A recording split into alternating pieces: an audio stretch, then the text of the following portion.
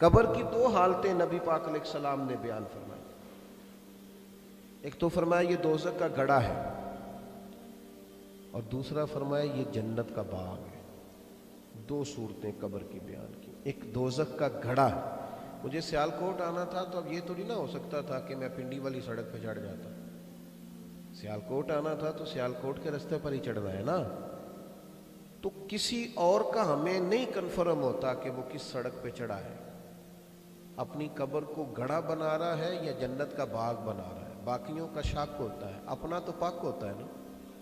اپنا پتہ ہوتا ہے کہ میں کس رستے پہ ہوں. تو یہ مجھے بھی پتہ ہے، آپ کو بھی پتہ ہے کہ قبر کے لیے ہم جو اعمال کر رہے ہیں وہ دوزخ کے گڑھے کی طرف ہے معاذ اللہ، یا اللہ کے فضل اور احسان کی جانب. اس پر خود شاہد ہیں، سب جانتے ہیں. انسان سب سے بڑا خود گواہ ہے اپنے اعمال پر.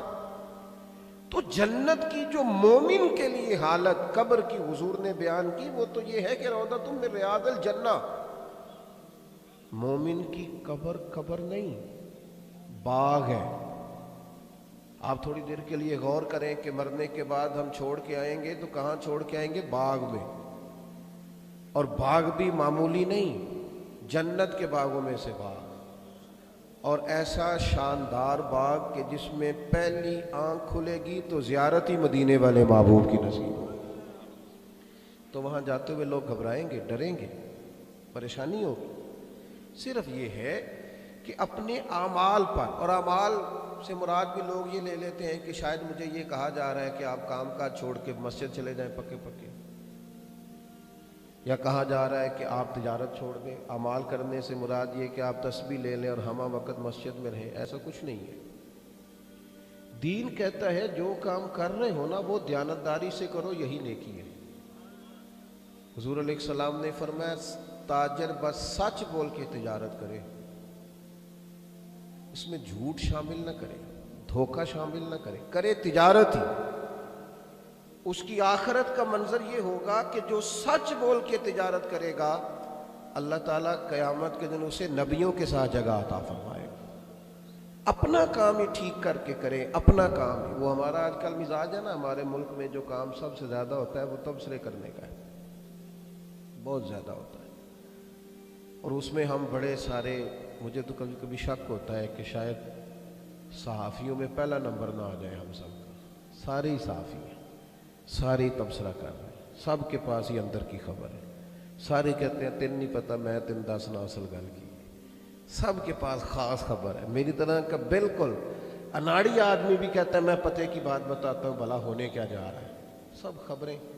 اس سے کیا نقصان ہوتا ہے؟ اس کا نقصان ہمیں یہ ہوا ہے کہ ہم نے دنیا میں اپنی صورت بگاڑ لی. جب خرابیاں ہی صرف بیان ہوں گی تو دنیا کیا سوچے گی؟ کوئی خیر کا آدمی نہیں. تبصروں پہ وقت گزاریں گے. اور پھر ٹھیک کس کو کرنا چاہتے ہیں؟ سامنے والے کو، اپنے آپ کو نہیں. یا ایھا الذین آمنوا علیکم انفسکم. اللہ فرماتے ہیں ایمان والو اپنی جان کی تو فکر کرو، کچھ اپنے اوپر بھی تو غور کرو، کچھ تھوڑی اپنی تربیت پر لوگوں کو ٹائم دیتے رہے، کچھ اپنے آپ کو بھی تو وقت دو، اپنے آپ کو بھی تو ذرا دیکھو کہاں پہنچ گئے. عزیز دوستو، تبصرے نہیں، عمل.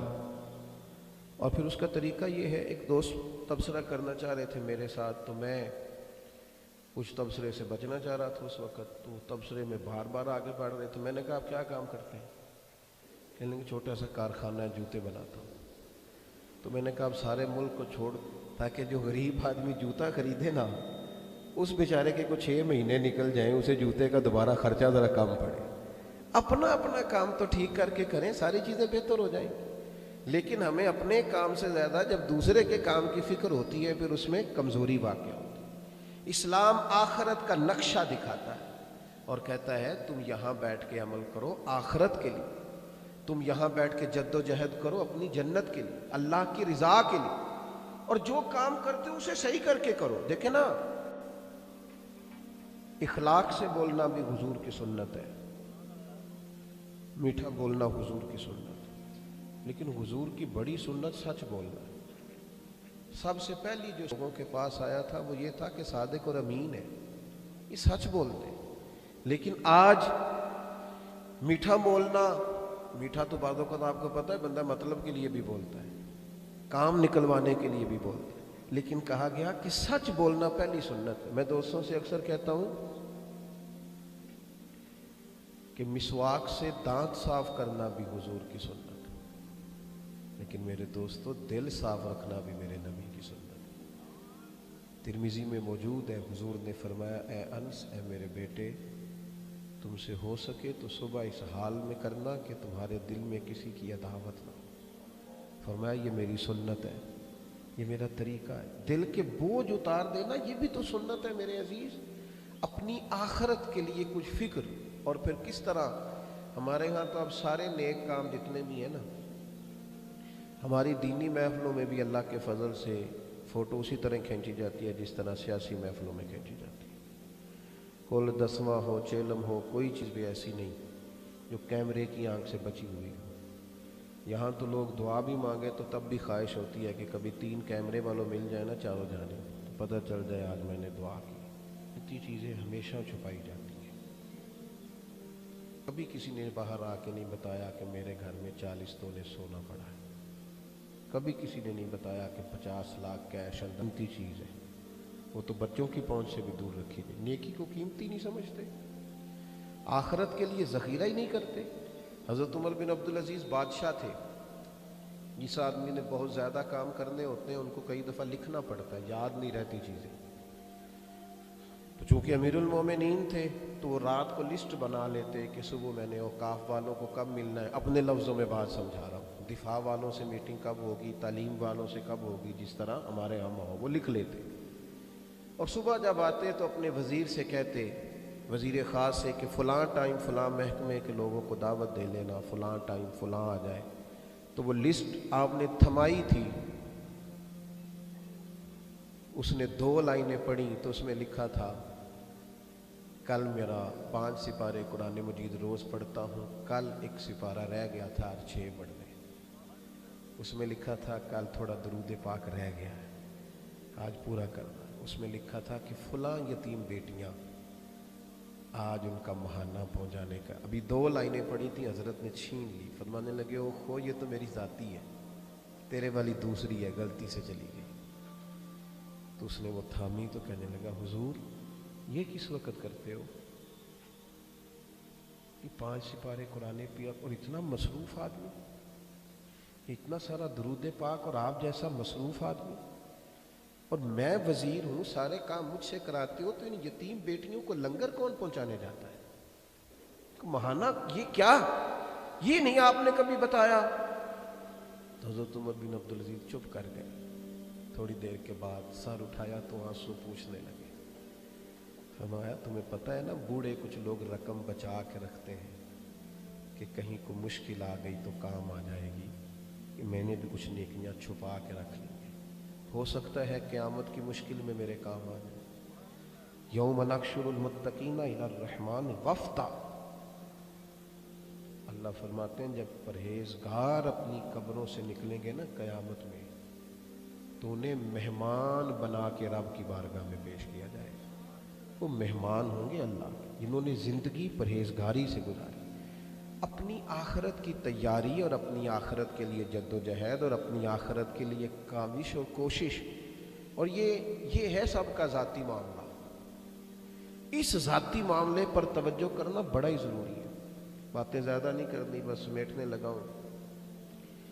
صحابہ کی بہت بڑی چاہت یہ ہوتی تھی کہ کسی طریقے سے آخرت کا معاملہ ٹھیک ہو۔ دیکھیں آپ دنیا داری کے سارے معاملات کریں، بہتر سے بہتر سہولیات کو استعمال کریں، لیکن جب ساری آسانیاں آ جاتی ہیں نا تو جہاں جسمانی بیماریاں نہیں بھی نہ ہوتی اللہ ماشاءاللہ، وہاں ذہنی بیماریاں شروع ہو جاتی ہیں، بہت زیادہ الجھاؤ زندگی میں پیدا ہو جاتا ہے۔ اس لیے کہ یہ دولت کا، شہرت کا ٹارگٹ یہ چھوٹا ٹارگٹ ہے، یہ جلدی حاصل ہو جاتا ہے۔ پھر انسان ایک عجیب سی انزائٹی اور ڈپریشن میں جاتا ہے کہ اب میں نے کدھر جانا ہے۔ صرف ایک ٹارگٹ ہے جو انسان کو تازہ دم رکھتا ہے، وہ کیا ہے کہ میں نے اپنی آخرت کو سنوارنا ہے، مخلوق کی خدمت کرنی، دین و مذہب، ملک و ملت کے لیے کچھ کرنا۔ یہ ٹارگٹ انسان کو آسودہ رکھتا ہے، تازہ دم رکھتا ہے، روز ایک نئی منصوبہ بندی کے ساتھ انسان جد و جہد کرتا ہے۔ یہ ایک کی چیز ہے جو انسان کو ہمیشہ مضبوط رکھتی ہے، ورنہ لوگ کمزور پڑ جاتے، آگے نہیں بڑھ پاتے۔ بخاری مسلم دونوں میں حدیث ہے، حضرت ابو ہریرہ رضی اللہ تعالیٰ عنہ فرماتے ہیں مرگی کی مریضہ تھی ایک خاتون، حضور کی بارگاہ میں عرض گزار ہوئی، یا رسول اللہ صلی اللہ تعالیٰ علیہ وسلم مجھے مرگی کا مرض ہے، میں تکلیف میں ہوں، میرے لیے دعا کریں۔ اور ہمیں صحیح احادیث سے بہت ساری مثالیں ملتی ہیں کہ محبوب نے دعا کر دی، لعاب دہن لگا دیا، اللہ نے شفا عطا فرما دی۔ اس طرح کی درجنوں مثالیں کتب احادیث میں موجود ہیں۔ لیکن فکری طور پر تربیت کے لیے اس خاتون کے لیے حضور نے آج انوکھا طریقہ اختیار فرمایا۔ کریم فرمانے لگے اگر تو کہے تو میں تیرے لیے دعا کرتا ہوں، اللہ شفا عطا